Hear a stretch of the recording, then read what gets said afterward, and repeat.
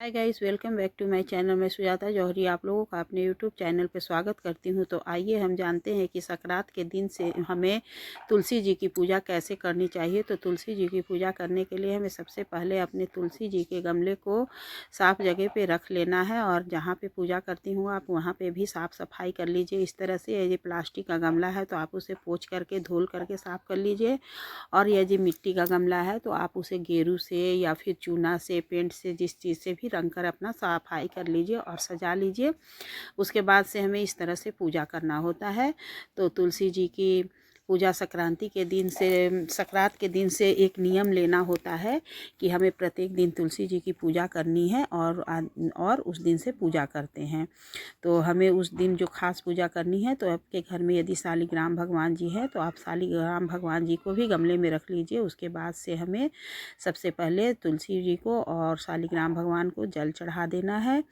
जल चढ़ाने के बाद से हमें उन्हें चंदन की बिंदी लगा देनी है, तुलसी के जड़ में भी हमें लगा देनी है। और ये जो हमारी तुलसी माता है वस्त्र पहनी हुई है, तो ये एकादशी को जो पहनाती हूँ वो वस्त्र हमारी तुलसी जी को ये साल भर मैं इस तरह से सिलकर चुनरी पहना देती हूँ, और वो ऐसे ही पहनी रहती हैं।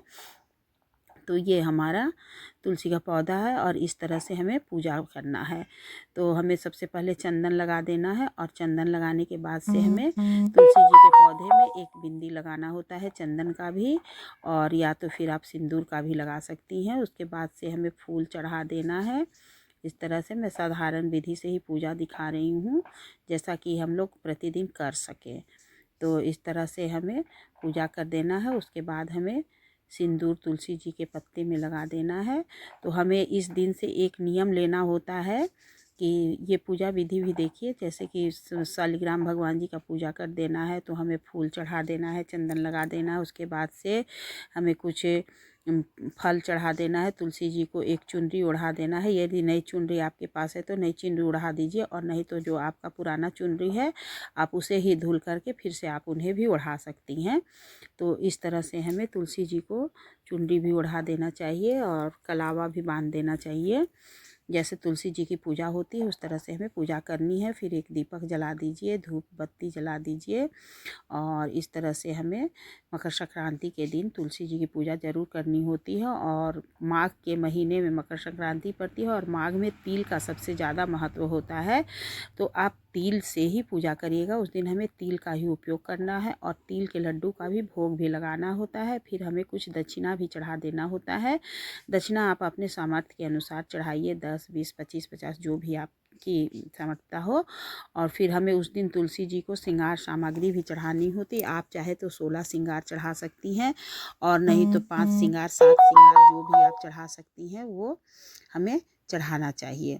तो इस तरह से हमें तुलसी जी को श्रृंगार सामग्री चढ़ा देने चाहिए। और उस दिन हमें तिल की लड्डू बनाकर चढ़ानी चाहिए। तिल का लड्डू या तो आप काला तिल का लड्डू या फिर सफ़ेद तिल का लड्डू, कोई भी तिल का लड्डू चढ़ा दीजिए। कुछ भोग प्रसाद फल है तो फल आप चढ़ा दीजिए, नहीं है तो आप सिर्फ तिल का लड्डू भी चढ़ा सकती हैं। और इस तरह से हमें तुलसी जी की पूजा करनी देनी चाहिए। उस दिन हमें तुलसी जी को मेहंदी ज़रूर से लगाना चाहिए। तो इस तरह से मेहंदी निकाल कर उनके पत्तों में या डाँड में हमें लगा देना चाहिए, और फिर हमें श्रृंगार सामग्री में रख देना चाहिए। फिर हाथ में हमें तिल लेकर, फूल लेकर के भगवान जी की पूजा करनी है। और हमें पूजा करने के बाद से उनसे क्षमा प्रार्थना करना होता है। तो संक्रांत के दिन से ही हमें एक नियम लेना होता है बिंदी लगाने का। तो बिंदी जैसे कि आप उस दिन ही मतलब संकल्प लीजिए कि मैं साल भर आपके पत्ते में बिंदी लगाऊंगी। तो वो बिंदी हमें साल भर डेली मतलब याद करके लगाना होता है। और यदि आप भूल जाती हैं किसी दिन, या फिर जैसे कि संडे को नहीं छूना होता है तुलसी जी को, तो आप दूसरे दिन उस बिंदी 2 बिंदी लगा दीजिए। इस तरह से हमें तुलसी जी में बिंदी लगाने का नियम लेना होता है। या तो चंदन का बिंदी लगाइए, या फिर सिंदूर का बिंदी लगा सकती हैं, सिंदूर लगा सकती हैं।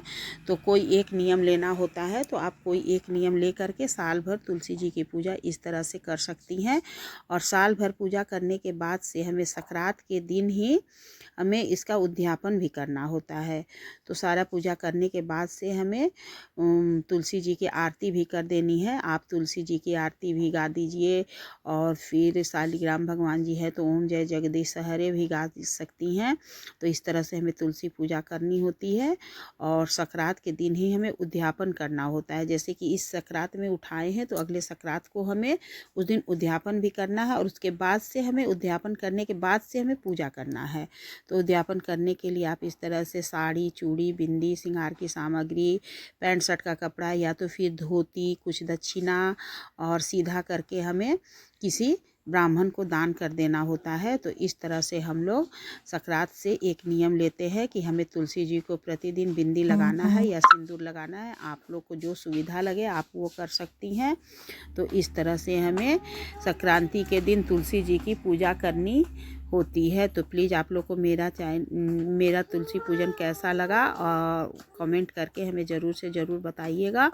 और इस तरह से पूरा पूजा होने के बाद हमें प्रतिदिन तुलसी जी को परिक्रमा भी लगानी चाहिए। 1 परिक्रमा, 5 परिक्रमा या 11 परिक्रमा, जो भी आप लगा सकती हैं लगाइए, नहीं लगा सकती हो तो कम से कम 1 परिक्रमा डेली लगाइए। और कमेंट में श्री